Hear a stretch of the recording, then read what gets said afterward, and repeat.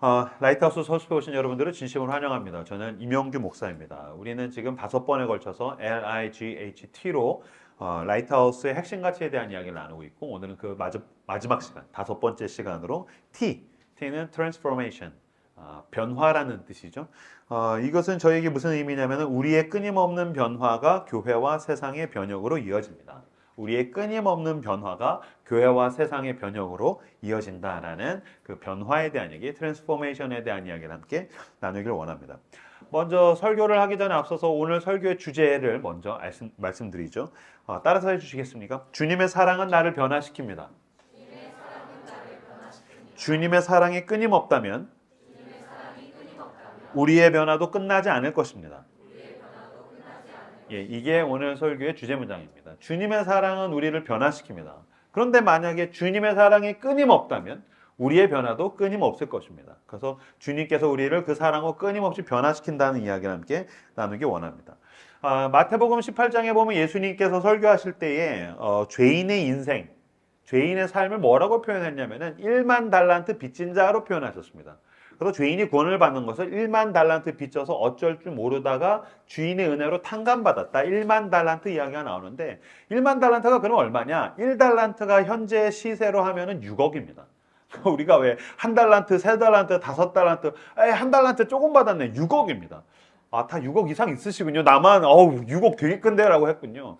1달란트가 6억이면 1만 달란트면 여러분 6조입니다. 6조. 그러니까 어마어마한 돈입니다. 그러니까 6조라는 돈, 1만 달란트를 빚졌다는 것은 갚을 수 없는 빚진 사람. 그러니까 죄인의 운명을 뭐라고요? 갚을 수 없는 빚에 져서 빚에 눌려서 그 채무자로서 끌려다니는 사람.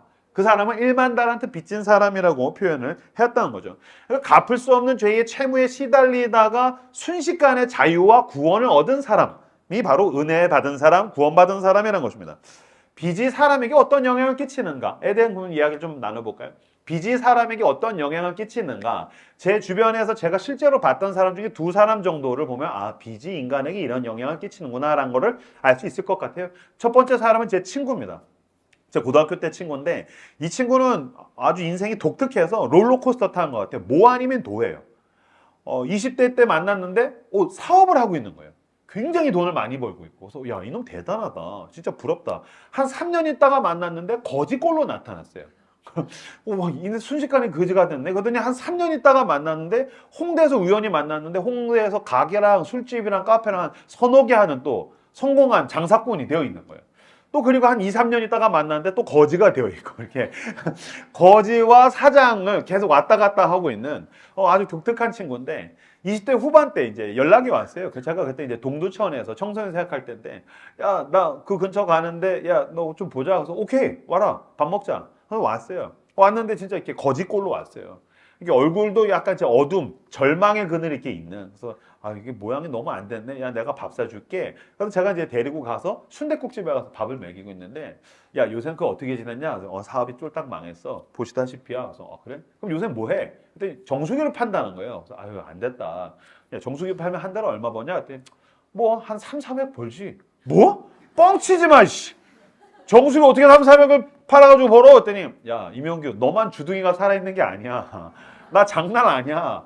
자기 대리점에서 1위 한다는 거예요. 그래서 많이 팔면 막 5, 600도 팔고 엄청 판다는 거여서 야, 그럼 300 이상 퍼는데 왜 그 집 꼴을 하고 있어? 그랬더니 야, 내가 빚이 5억이야. 그래? 야, 빚이 5억인데 한 달에 300을 벌면 어떨 것 같아? 열심히 모아야지. 열심히 모아서 빚 갚아야지. 이 새끼 이거 전도사는 이렇게 생각이 없어. 빚이 5억이 있잖아? 300만 원 벌면은 다 술 처먹어, 엄마. 빚이 5억이 있으면 300만 원 벌면 다 술 처먹는다는 거예요. 왜 그럴까요? 우리는 이게 남의 일이라고 생각하면 차곡차곡 모아서 갚으면 되겠지라고 하는데 5억이라는 빚이 있으면 희망이 없는 거예요. 그러니까 그 이후의 삶, 지금 현실은 너무 짓눌려 있고 이걸 내가 갚아갈 수 있을까? 이것과 싸우는 게 너무 힘들어서 자객 있는 수입을 가지고 다 술 먹어서 스트레스를 풀고, 그러니까 사실은 진짜 힘든 건 빚이 그 사람의 오늘을 파괴해버리고, 절망이 두려운 건 보이지 않는, 희망이 보이지 않는 오늘을 어둠 가운데 살아내야 된다는 게 진짜 힘든 것입니다. 그래서 빚진 사람, 빚에 눌린 사람이 힘든 겁니다. 두 번째 예를 좀 들어드리죠. 제 친인척 중에 계셨는데 20대 때 뭔가 실수를 크게 해서 굉장히 큰 빚을 졌어요. 그분 역시 알코올 중독자로 한 20, 30년을 살았어요. 근데 20, 30년을 그렇게 알코올 중독자지만 그래도 성실하게 직장 생활을 하고 돈을 모아서 20, 30년 만에 빚을 다 갚았어요. 근데 그 빚에 짓눌려 있었을 땐 그렇게 술을 마시고 담배를 폈는데 진짜 한 20여 년 만에 빚을 다 갚았어요. 신기한 일이 일어났어요. 빚을 다 갚고 나서 놀랍게도 술, 담배가 끊어졌다는 거예요. 술, 담배가 끊어지더니 돈을 모아서 집을 분양을 받아가지고 새로운 집에 들어가고. 제가 그거 보면서 와, 신기하다. 뭐냐면 빚을 다 갚고 나니까 뭐가 보이는 거죠? 희망이 보이는 거죠. 그러니까 사람답게 살고 싶어지는 거예요. 근사하게 살고 싶어지는 거예요. 제가 그때 인간을 진짜 변화시키는 것은 협박이 아니구나. 너 이거 빚 갚아? 그럼 너 죽여버릴 거야? 그럼 너 망하는 거야? 이게 사람을 움직이고 변화를 만들어내는 게 아니라 사람을 진짜 변화시키는 건 자유구나. 진짜 사람을 변화시키는 거는 더 사람답게 살고 싶다는 어떤 근사한 욕심, 소망, 희망 이런 거야말로 속 사람을 변화시키는구나라는 것을 제가 그때 알게 되었습니다. 성경은 죄인의 운명을 갚을 수 없는 죄에 짓눌려 사는 사람이라고 표현하고 있다는 거예요. 우리 이거 갚을 수 없어요. 1만 달란트예요. 6조예요. 갚을 수가 없어서 하나님이 쓰신 방식은 무엇입니까? 하나님의 아들, 죄 없는 그 예수 그리스도를 내어 보내셔서 그 아들에다가 내 죄의 책무를 거기다가 뒤집어 씌우신 것입니다. 그리고 심판하셨습니다. 십자가 위에서 대신 죽게 하시고 죄와 죽음을 이기시고 예수 그리스도께서 부활하셔서 이제 우리에게 선언하신 것입니다. 넌 자유야. 내가 대신 갚았어. 넌 이제 자유야. 그러니까 예수 그리스도의 구원, 예수 그리스도께서 우리를 구원하셨다라는 말을 신약 성경에서 바울이 뭐라고 또 표현하냐면 속량, 구속이라고 이야기합니다. 구속은 무슨 뜻입니까? 보여주시겠습니까? 구속은 redemption, 값을 치르다. 대가를 지불하고 소유권을 회복해서 자유와 구원을 얻게 해준 일, 값을 대신 치렀다. 그러니까 넌 구원받았다. 예수 그리스도의 은혜로 넌 구원받았다는 것은 죄와 죽음의 책무를, 대가를 예수님이 대신 치르셨다. 그러니 넌 이제 죄의 노예가 아니다. 그러니 넌 죽음의 추격자로서 널 추격해 오지 않는다. 그러니 넌 자유하게 되었다. 자유를 얻게 되었으니 그 자유에 합당한 삶을 살아야 된다. 주님이 값없이 은혜로 구원을 주셨으니 이제는 그 구원받은 사람으로서 구원에 합당한 삶을 살아야 된다라고 우리에게 선언하는 것입니다. 그래서 여러분 우리는 구원받기 위해서 막 쩔쩔매면서 막 공포에 짓눌려서 내가 죄 지으면 망할 거야. 나 이런 죄 지으면 하나님이 나를 심판해서 난 죽을 거야, 망할 거야. 두려워하는 것이 아니라 주님이 날 자유하게 하셨다. 그래서 난 이 자유에 어울리는 사람이 되겠다. 주님이 날 은혜로 구원하셨다. 그러니 나는 이제 예수 그리스도를 바라보며 추구하며 따라가며 닮아가길 원한다. 그것을 성화라고 이야기한 것입니다. 한국의 기독교가 구원, 은혜는 굉장히 강조하는데 성화에 대한 강조가 별로 없어요. 아니요. 구원받은 사람이 어떻게 살아가는가가 성화인데 사실은 이 땅을 살아가는 우리에게 진짜 중요한 건 성화입니다. 구원받은 사람이 어떻게 살아가야 되는가? 구원의 자유, 구원의 기쁨, 구원의 평안, 그 구원의 능력이 나를 어떻게 변화시키는가? 어떻게 나를 회복하는가? 어떻게 예수를 따라가게 만드는가? 성화가 사실 더 중요합니다. 여러분 성화가 없으면 그리스도인이 아닙니다. 이 땅을 살아갈 때 성화가 없다면 그 사람은 그리스도인이라고 얘기할 수가 없습니다. 구원받기 위해서 절절매는 게 아니라 구원받은 사람이 더 근사한 모습으로 변화되는 것. 그렇게 그리스도를 닮아가시는 성화의 사람들 다 되시기를 주님의 이름으로 축복합니다. 성화는 노력입니다. 예수님을 닮아가려는 노력, 따라가려는 노력, 예수님을 향해서 내가 변화되려는 노력인데요, 여러분. 사실 노력이지만 노력이 아닙니다. 최선을 하는 노력인데 이건 노력이 아닙니다. 왜 그렇습니까? 사랑이 있기 때문입니다. 사랑으로 출발했고 사랑 안에 있고 사랑을 향해 가는 것이기 때문에 이건 노력이지만 노력이 아닙니다. 자, 쉽게 예를 들어드리죠. 연애를 시작할 때, 그죠? 여기서 이제 연애를 이제 하고 있거나 연애를 시작할 때 이제 연애 권태기 빼고 연애 이제 막 푸릇푸릇하게 연애를 막 했어요. 그럼 어때요? 연애를 할 때 얼마나 노력합니까? 나 자신을 가꾸기 위해서 노력하고 잘 보이기 위해서 노력하고 뭔가를 돈을 모으고 데이트를 하고 여행을 하고 뭔가 서로를 향해서 계속해서 노력하지 않습니까? 근데 그 노력이 고되지 않죠. 왜요? 사랑하니까요. 사랑받고 있으니까요. 그러니까 사랑 안에 있는 노력은 노력으로서 고되지 않습니다. 저도 연애를 했었을 때를 기억을 떠올려 보니까 제가 24살에 군대에서 회심하고 제대한 다음에 하나님께서 저를 너무 아끼셨어요. 아끼다가 너무 이렇게 보호하셨는데 그 정도까지 보호하실 필요는 없는데 너무 보호하셔서 제가 7년간 솔로로 7년간 그러니까 그렇게까지 보호하시는 거 좀 무리잖아요. 근데 너무 보호하셔서 제가 7년간 솔로로 있다가 31살 때 제 아내 그때 이제 한 여성을 보고서 첫눈에 반했어요. 첫눈에 반해가지고서 제가 따라다녀가지고 연애에 성공을 했어요. 그래서 연애를 했는데 난 내 안에 있는 연애 사포 다 죽어버렸는 줄 알았는데 살아있더라고요. 막 노력을 하고 머리를 자르고 막 패션이 바뀌고 막 바뀌기 시작했는데 진짜 생각나는 게 그때 제 아내는 안산에 있었었고요. 안산에서 학교 다니면서 졸업반이었고 저는 경기 북부의 동두천 그러니까 경기도 끝과 끝이에요. 전철 타서 내리는 데까지 2시간 반이 넘어요. 그러면은 데이트 해야지 그러면 제가 안산에 가지 않습니까? 그럼 3시간에서 3시간 반이 그러면 굉장히 먼 거리지 않습니까? 근데 어느 날 제가 동두천에서 쉬는 날 이렇게 걷다가 약속을 잡은 게 아니고 걷다가 박찬미가 보고 싶다 생각했을 뿐이에요. 그냥 생각했어요. 떠올랐어요. 보고 싶다 하고 정신 차렸더니 안산역에 도착해 있는 나를 발견했어요. 그냥 보고 싶다라고 생각하고 정신 차렸는데 안산역에 있는 거예요. 그러니까 엄청난 노력이죠. 만약에 지금 누군가 저에게 목사님 3시간 머리 걸려 싫어요. 네가 오세요. 근데 굉장한 노력이잖아요. 한데 고되지 않았어요. 왜요? 사랑했거든요. 사랑은 나로 하여금 노력하게 만들었고 그 노력은 나를 굉장히 많이 바꿔놨어요. 특히 저는 말투가 바뀌었어요. 연애하면서. 저는 뭐 아시다시피 제가 그 MBTI로 치면 T 성향이 굉장히 강해서 이렇게 냉정한 말투, 합리적인 말투, 이렇게 생각한 다음에 말하는 것. 이렇게 막 F창 뭐 이런 무의미한 말은 싫어요. 그런 말 너무 싫어요. 난 정확한 말, 단어도 적확한 선택. 난 이런 거 너무 좋아요. 그러니까 차갑고 냉철한 말이 나한테는 어울리는 사람인데 게다가 동두천에서 그 청소년 생활을 할 때 그 막 이렇게 방황하고 이렇게 막 맛이 가 있는 애들이랑 대하다가 보니까 말투가 굉장히 거칠어졌어요.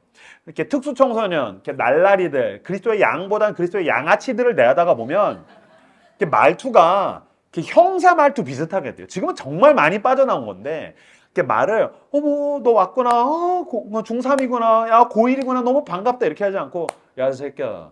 그러니까 말을 씹듯이 하고 거칠려. 너 자꾸 그럼 너 죽여버릴 거야. 막 이렇게 말을 씹듯이 하는 그런 거친 말투가 배어 있었어요. 저한테. 그게 5, 6년 동안 배어 있었는데 문제는 연애를 하니까. 전화했는데 밥 먹었어? 왜 밥도 안 먹고 다니는 거야? 막 이런 식으로 얘기하니까 아내가 그게 싫은 거죠. 그러니까 당시 이제 여자친구가 왜 오빠 나한테 그렇게 말하냐? 내 말투가 왜? 거칠다. 너무 차갑다. 싫다. 그래서 나 원래 말투가 그렇다. 나 청소년 사역하다가 보니까 동두천에서 청소년 사역해서 그렇다. 그랬더니 굉장히 중요한 말 했던 게 난 너의 청소년이 아니야. 맞는 말이에요. 난 당신의 청소년이 아니지. 맞는 말이네. 그럼 내가 어떻게 해주면 되겠냐? 다정한 말투를 써달라. 제가 그 말을 받아들였어요. 그래서 제가 진짜 노력 많이 했어요. 다정한 말투란 뭘까? 거울 보고 연습하고. 안녕? 반가워? 막 그래서 막 지금도 오글거려. 나랑 맞지 않는 말투를 쓰는 거죠. 노력하는 거예요. 하지만 노력이지만 고되지 않죠. 왜요? 사랑하니까요. 사랑받고 있으니까요. 사랑 안에 있으니까요. 여러분, 사랑은 그 사람을 바꾸어 놓습니다. 사랑은 그 사람을 변화시킵니다. 마찬가지입니다. 하나님의 사랑은 저를 완전히 뒤집어 놨어요. 하나님의 사랑은 나를 바꿔놨어요. 하나님의 사랑은 나를 놀랍게 변화시켰어요. 저는 무신론자였었어요. 24살에 회심할 때까지 저는 무신론자였어요. 인격적인 신은 믿을 수가 없었어요. 이스라엘의 조상신이 나랑 뭔 상관이란 말이냐. 저는 막 찬양하고 뜨겁게 찬양하고 막 뜨겁게 기도하는 사람들. 지금 우리 교회 예배가 굉장히 뜨거운데 나는 이런 사람들 제일 싫었었어요. 막 그 우리 찬양 인도자도 막 찬양할 때 두 손 듭시다. 난 그런 인간이 제일 싫었어요. 지 혼자 들지. 왜 두 손 듭시다. 그럼 다 들어. 그럼 나도 들어야 되잖아요. 그럼 이렇게 가만히 있다. 그럼 이러고 이렇게. 이건 손든 게 아니지. 이건 티라노사우루스지. 이러고 있고 막 기도할 때 막 소리 지르면 저건 인생의 루저들, 결핍과 불안으로 가득 찬 사람들이 집단적으로 저 정신 승리하는 거다. 나같이 유능하고 타고난 사람은 저런 기도를 할 필요가 없다. 그런 거 안 하고 난 내 손으로 성경을 펴서 읽어본 적이 없어요. 내가 굳이 고대 문서를 내가 뭐하러 읽냐. 지금 얼마나 좋은 자기계발서, 사회과학서적들, 좋은 책들이 수두룩한데 에세이도 많고 내가 뭐하러 수천 년 전 글을 읽겠냐. 됐다 꺼져라 그래라. 난 성경 읽은 적이 없어요. 난 전도한 적 없어요. 한 번도 전도해본 적 없어요. 24살 때까지. 아니 종교는 자기의 선택이지. 내가 굳이 타인에게 종교를 강요할 필요가 뭐가 있단 말이야. 난 전혀 그런 적이 없어요. 24살에 예수님께서 제 인생에 찾아오셨어요. 성령이 저에게 임했어요. 억눌리고 갇혀있고 고와 같이 떠돌던 이명규에게 하나님의 성령이 임하면서부터 그분의 사랑이 내 모든 걸 뒤집어 놨어요. 찬양하면 막 심장이 뛰는 거예요. 나도 모르게 막 손을 들고 막 소리를 지르고 막 아멘! 할렐루야! 하나님 찬양합니다! 기도하면 막 소리를 질러. 나는 지금도 여러분 침묵 기도해요. 난 산책하면서 기도하고요. 고요한 가운데 기도하는 거 좋아해요. 하지만 나는 조용히 기도해도 하나님이 들으시지만 나는 예배에 대한 태도로서 내 목소리를 높여서 기도하기를 원해요. 나 하나님 앞에 내가 가지고 있는 모든 열성과 열정을 드리기를 원해요. 난 찬양할 때, 기도할 때 그 세상에 그 어디에서도 볼 수 없는 내 모든 열성적인 태도로 주님 앞에 내어드리는 거죠. 나는 성경이 너무 좋은 거예요. 성경을 읽으면 외우라는 이야기, 난 제자 훈련 받아본 적이 없으니까. 누구 하나 외우라고 한 적이 없는데 읽다가 보면 어느 구절이 너무 좋아요. 그럼 그걸 머무는 거예요, 눈이.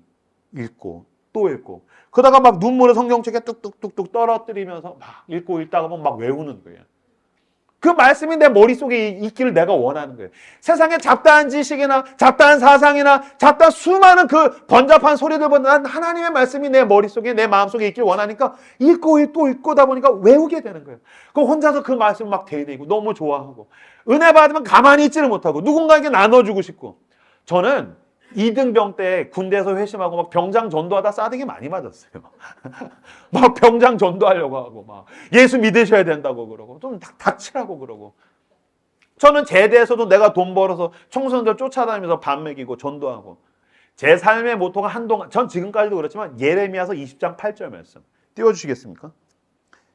같이 읽겠습니다. 시작.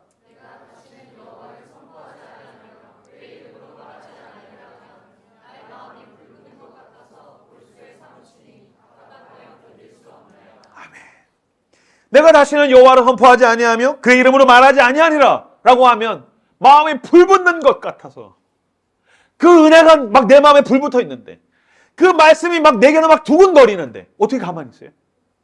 예수를 안 믿는 누군가 보면은 답답해서 견디지 못하는 거예요. 고독하고 외롭고 소외되어 있고 절망의 자리에 널브러져 있는 인간을 보면 견디지 못하는 거예요. 내가 밥 사줘서라도 전도하고 싶고 내가 가지고 있는 사랑, 헌신, 희생 뭘 줘서라도 내가 이번 주 예배 가운데 받은 은혜를 막 나누어주고 싶고 야 너가 예수님 싫어도 막 이런 게 있다니까 막 주고 싶어서 막 골수에 사무치는 것 같아서 막 나눠주고 싶고 그러다 보니까 청소년들이 늘어나고 청년들이 늘어나고 하나님이 내가 이 일을 하기 원하시나 보다 하다가 보니까 목사까지 되었어요. 난 목사라서 사역하는 거 아니에요. 왜 사역합니까? 하나님의 사랑이 내게 있어요. 하나님의 사랑이 내 심장에서 두근거려요. 하나님이 날 사랑하신다는 건 나에게서 너무나도 놀라운 일이에요. 그 사랑이 나를 움직이고 그 사랑이 나를 변화시키고 그 사랑이 나를 바꿔가고 있습니다. 이건 과거의 일이 아니라 오늘 그 사랑에 사로잡힌 사람들에게 일어나는 일이란 말입니다. 여러분 마음을 여십시오. 내 입을 크게 열라. 하나님이 하늘 문을 여시고 그 사랑을 당신에게 부어주십니다. 믿음의 눈을 뜨십시오. 하나님의 성령이 지금 당신과 함께 하십니다. 그 사랑으로 채워서 주님이 인도하시는 길을 따라가시길 원합니다. 주님이 나를 움직이시면 내가 바뀌길 원합니다. 주님이 나를 붙드시고 빚으시면 내 삶이 변화되는 그 사랑에 사로잡히는 저와 여러분들 되시길 주님의 이름으로 축복합니다. 주님의 사랑은 나를 변화시키고 그 사랑이 끊어지지 않는다면 나는 계속해서 변화될 것입니다. 아까 읽었던 마태복음 3장 7절에서 9절까지 말씀 같이 한 목소리로 읽겠습니다. 시작. 요한이 많은 바리새인들과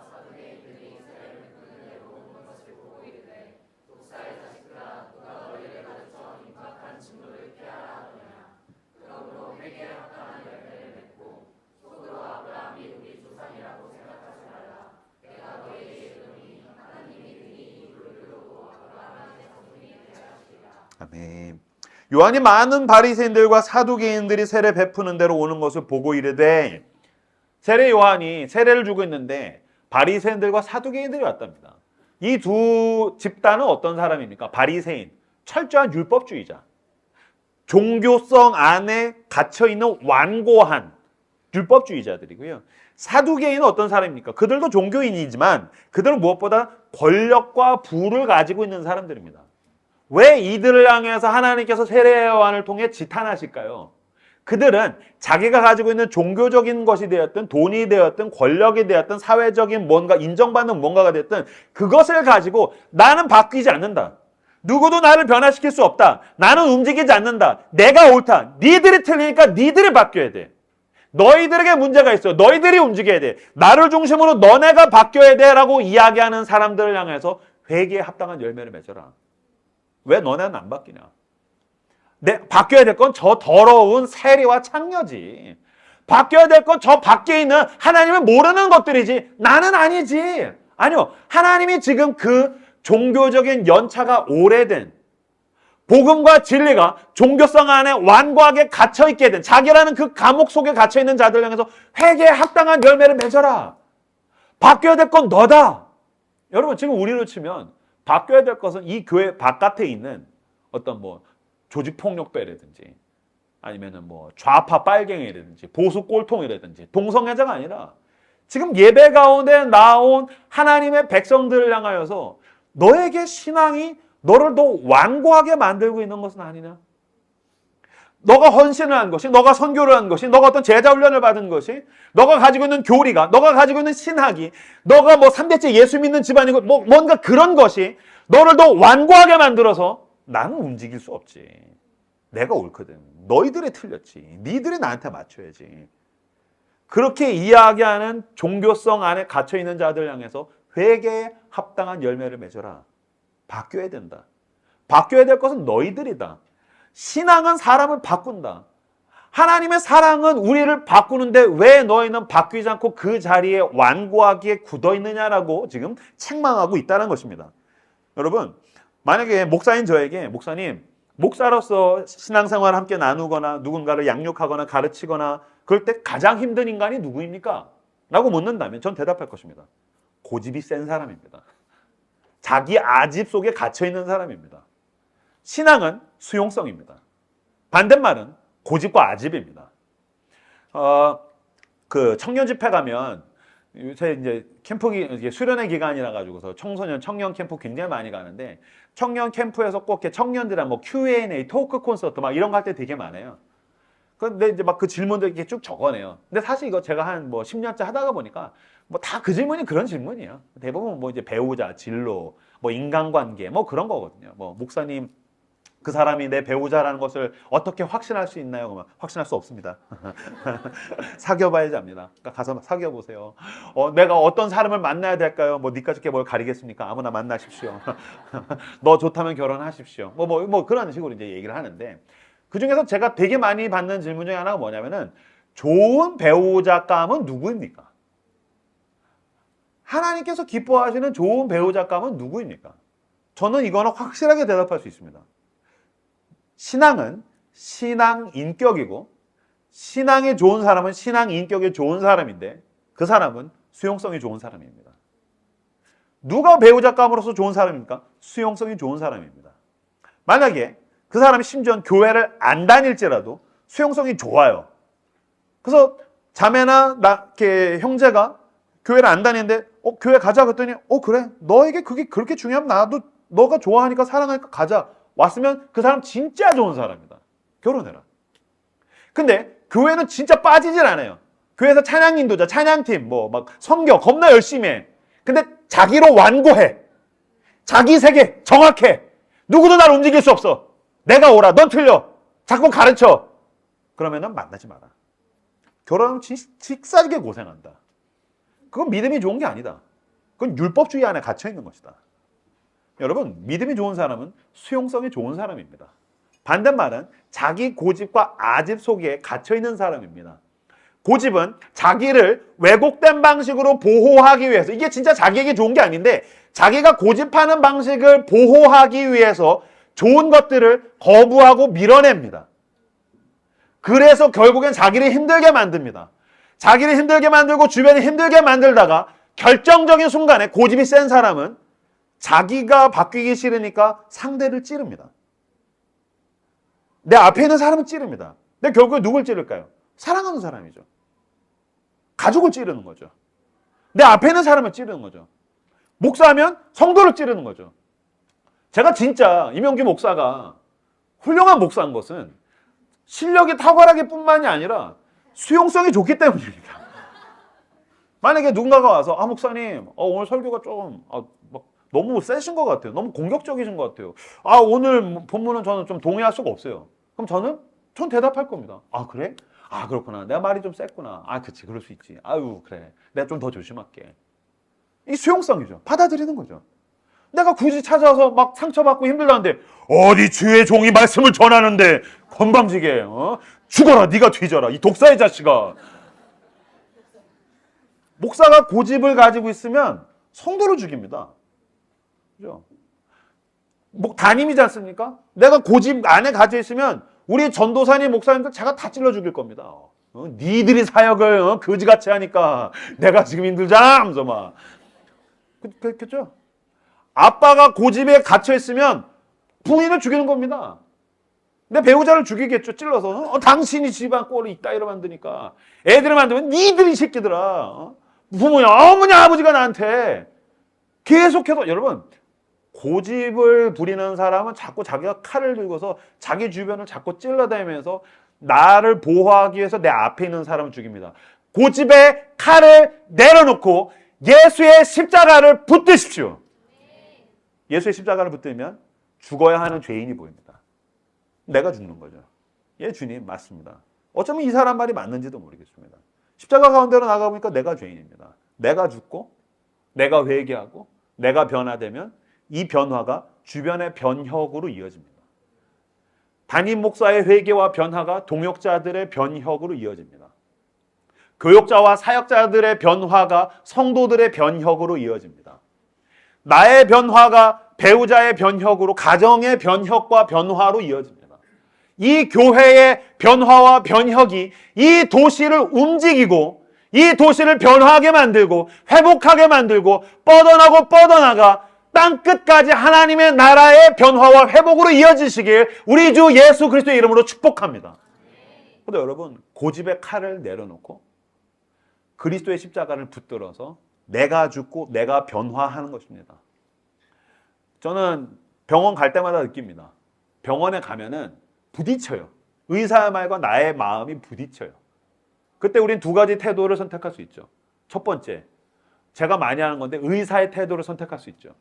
의사 선생님이 뭐를 먹어야 되고 뭘 먹지 말아야 되고 뭘 해야 하고 뭐 운동해야 되고 뻔하게 쉬어야 되고 바빠 죽겠는데 어떻게 쉬라고요. 쉬어야 되고 운동해야 되고 뭐 먹어야 되고 듣고 나오면서 의사의 태도로 선택하면 내 몸은 내가 더 잘 알지. 지가 뭘 알아. 내 몸은 내가 더 잘 알아. 이건 의사의 태도죠. 환자의 태도는 무엇입니까? 당신이 맞다. 받아들이는 거죠. 그건 내가 바뀌어야 된다. 내가 건강해지려면 내가 바뀌어야 된다. 내가 바뀌면 몸의 건강한 현상적으로 따라 나오는 것입니다. 마찬가지로 여러분, 당신이 건강해지길 원하고 당신의 영혼이 강건해지길 원하고 당신의 가정이 건강해지기를 원한다면 나는 수용해야 됩니다. 내가 변화되어야 됩니다. 그렇게 내가 변화되어서 그 건강한 변화와 회복의 흐름이 여러분의 삶에 충만하시기를 우리 주 예수 그리스도의 이름으로 축복합니다. 마태복음 3장 8절 한 번 더 읽겠습니다. 시작. 그러므로 회개에 합당한 열매를 맺고. 반주해 주시겠습니까? 회개에 합당한 열매를 맺으래요. 회개에 합당한 열매를 맺는다는 게 뭘까? 제가 묵상하고 현상, 그 이후에 나타나는 결과, 여러 가지가 있겠지만 열매를 맺는다? 근데 제가 얼마 전에 봤던 그 어떤 다큐멘터리가 생각났어요. 꽃이 너무 예뻐요. 근데 꽃이 떨어지니까 열매가 맺히더라고요. 그러니까 꽃을 고집하면 열매가 맺힐 수가 없는 거예요. 너무 예쁜 꽃이 시들고 꽃이 떨어져야 열매를 맺게 되는 거예요. 여러분 마찬가지입니다. 당신의 자존심의 꽃이 떨어져야 생명의 열매가 맺힙니다. 당신의 고집의 열매, 당신의 자존심의 열매가 떨어져야 하나님께서 당신의 삶 가운데 생명의 열매를 맺으셔서 그 열매를 맺고 내 주변이 살아나기 시작할 것입니다. 우리 직장이, 내 친구가, 우리 교회와 공동체가 그렇게 회복되게 되기를 주님의 이름으로 축복합니다. 당신이 붙들고 고집하고 있는 이게 너무 예쁜데, 이게 내가 원하는 건데, 그 꽃은 어떤 것입니까? 그러나 내려놓으십시오. 자존심과 고집의 꽃이 떨어져서 주님이 원하시는 회개에 합당한 열매가 맺혀져 우리 가정이 살아나고 내 주변에 있는 공동체에 있는 사람들이 살아나고 이웃이 살아나고 그렇게 우리 교회가 살아나고 우리 교회가 섬기는 이 도시와 나라와 민족이 살아나게 되기를 꿈꾸며 나아가시는 저 여러분들 다 되시기를 그리스도의 이름으로 축복합니다. 오늘 우리에게 주신 말씀들을 붙들고 주님, 사랑과 복음으로 내 속이 변하게 하여 주옵소서.